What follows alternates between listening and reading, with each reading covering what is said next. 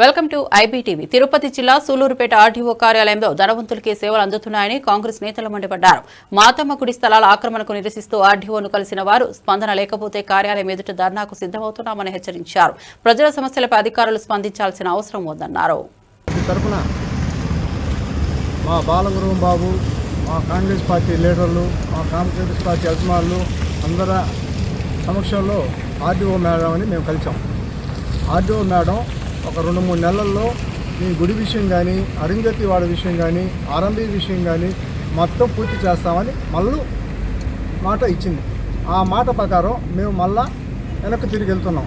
ఎందుకంటే మేము ధర్నాలు చేయలేకనో, ర్యాలీలు చేయలేకనో ఇవన్నీ కాదు మా అభిరుచి. కాంగ్రెస్ వాళ్ళు ఎక్కడా రచ్చా రావిళ్ళు లేకుండా ఏదో వస్తారు, పద్ధతిగా మాట్లాడి పద్ధతిగా వెళ్తారని. లేదంటే ఈరోజు అరుంధతి వాడకు జరుగుతున్న అన్యాయంలో ఒక మాతమ్మ గుడికి పోయే దారి లేదు, అరుంధతి వాడకు పోయేదానికి దారి లేదు. ఎన్నో సంవత్సరాలు 1974లో అరుంధతులకు ఇచ్చిన పట్టాలని ఈరోజు అగ్రకులాల వాళ్ళు మళ్ళించుకొని ఆ ఏరియా అంతా, ఆ అరుంధతి వాడంతా వాళ్ళు బిల్డింగుల మీద బిల్డింగులు కట్టుకుంటున్నారు. సరేలే, ఎందుకులే మనకెందుకు రచ్చరా అనుకుంటే ఈరోజు ఆ గుడికే దారి లేకుండా ఆర్ఎంపీ స్థలాన్ని మళ్ళించుకొని బిల్డింగులు కడతా ఉంటే మన ఎంఆర్ఓ కానీ, ఆర్టీఓ గారు కానీ, మున్సిపాలిటీ వాళ్ళు కానీ, ఆర్ఎంబీ వాళ్ళు కానీ మొత్తం అయ్యా ఇది ఆర్ఎంబీ స్థలం ఇక్కడ కట్టేదానికి లేదని మాకు ఎదురుగా చెప్పి వాళ్ళ దగ్గర లక్షల లంచాలు తీసుకొని దానికి ఇక్కడ 10 అంకణాలు ప్రైవేట్ ల్యాండ్ ఉందని హైకోర్టుకే కాగితం పంపించారు, లెటర్ పంపించారు మన ఎంఆర్ఓ గోపాలకృష్ణ గారు కానీ, గంగాప్రసాద్ గారు. ఇది ఎంత మాత్రం న్యాయం? ఇది అరుంధతులకి వాళ్ళ భవిష్యత్తునే దెబ్బ కొడుతున్నారు. డిపార్ట్మెంట్ ఉండడం దేనికి? ఈరోజు తెలుగుదేశం పార్టీలో చెప్తుంటారు ఏమని, అయ్యా తెలుగుదేశం పార్టీ వచ్చిన తర్వాత అన్నీ న్యాయంగా జరుగుతున్నాయి, అన్యాయం అనేది ఎక్కడా జరగడం లేదని. వాళ్ళని చూడమను అది అన్యాయమా కాదా అనేసి వాళ్ళకే మనసుకు వస్తుంది. కానీ అందరూ ఈరోజు ప్రతి ఒక్క ఏ రోజు మేము రోడ్డు మీద ఎక్కలా, ఎవరికి అందరికీ అర్జీ రూపంలో ఇచ్చినాము కానీ రోడ్డు మీదకి ఎక్కింది లేదు.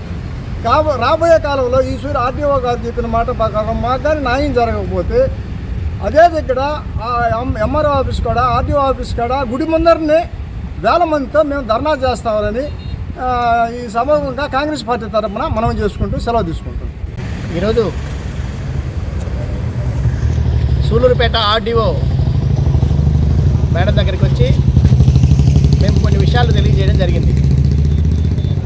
సూలూరుపేట ఆర్డీఓ పరిధిలో ఉన్నటువంటి ఎంఆర్ఓలు కావచ్చు, సర్వేలు కావచ్చు, విఆర్ఓలు కావచ్చు, పూర్తిగా కూడా రెవెన్యూ డిపార్ట్మెంట్ పూర్తిగా కూడా అస్తవ్యస్తంగా మారినటువంటి పరిస్థితి.